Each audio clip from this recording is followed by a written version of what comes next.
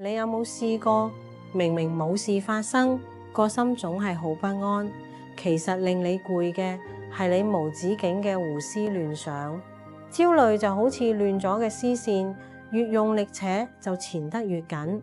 好多瑣事其實只係你想象出嚟嘅怪獸。我哋成日為咗未發生嘅事擔憂，呢啲情緒垃圾每日都喺度消耗緊你嘅精神同能量。試下停一停，同情緒保持距離。你嘅擔心改變唔到未來，只會令你失去依家嘅快樂。學習斷捨離，先要承認冇可能控制到所有嘢，將焦點擺返喺呼吸度，調走無謂嘅負擔，清理咗心入面嘅雜物，生活自然會變返清亮。練習唔再為瑣事焦慮。晚安，早唞。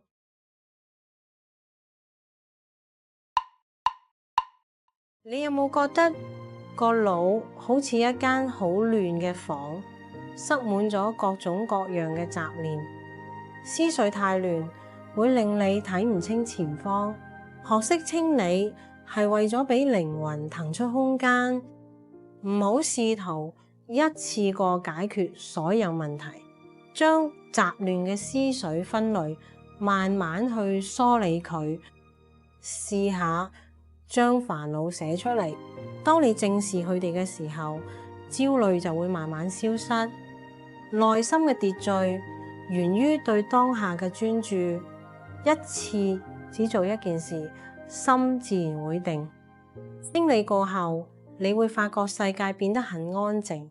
晚安，願你擁有一夜甜夢。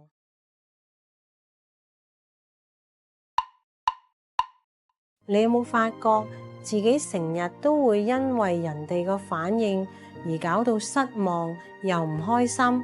其實人好多痛苦都係因為對外界抱住太多冇必要嘅期待。唔好成日想控制人哋點諗點做，你真正控制到嘅始終只有自己嘅心態。試下將期待放低少少，當你唔再咁依賴外界，你個人反而會越嚟越強大。所謂情緒極簡，其實就係學識為自己情緒負責，將心力放返喺自己身上。當你放低咗嗰啲無謂嘅期待，生活自然會輕鬆自在得多。晚安，願你今晚安心入睡。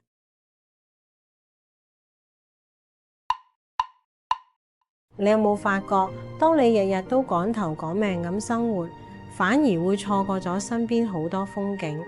生活唔係要塞滿每一分鐘，識得留白先至係對自己最好嘅善待。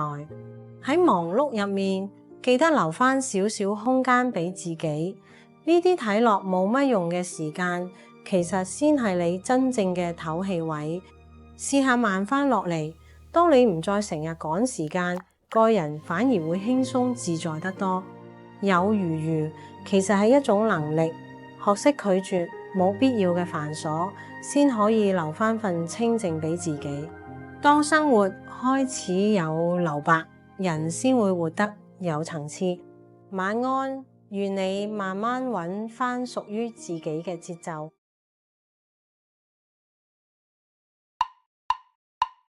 你有冇發覺，當你清走咗心入面啲垃圾情緒，快樂反而會變得好簡單。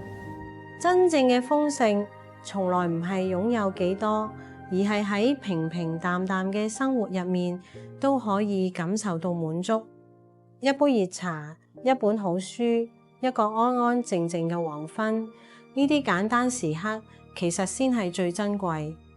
當你唔再不停向外追，向外求，你內心嘅力量反而會慢慢充實起嚟。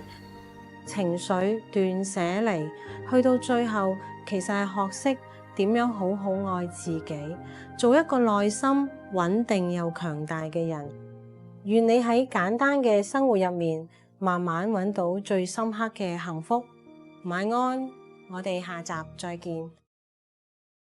今日嘅分享就到呢度，希望呢幾段說話可以幫到依家嘅你。如果你聽完之後有任何想法，好歡迎你喺留言區寫低，同我一齊交流。如果你覺得今日講嘅嘢對你有價值，記得分享俾你身邊嘅朋友同埋訂閱、撳讚、分享。你嘅支持係我製作更多高品質內容嘅動力。我哋下集再見，早唞。